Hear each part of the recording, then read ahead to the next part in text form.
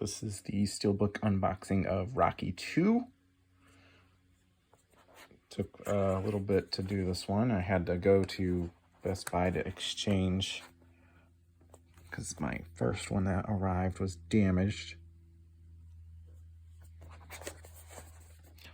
This one had a good joke on like the back cover actually is it doesn't exist in the movie. Plus, it kind of gives away the ending.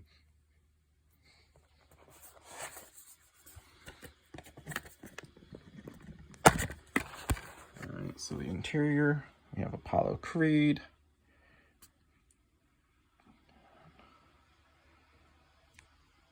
On the side, you got the 4K disc on top, the Blu-ray edition on top, on the bottom. Remove these to showcase the artwork.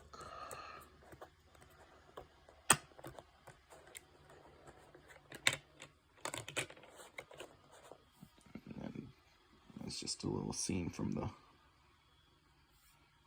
movie during the fight.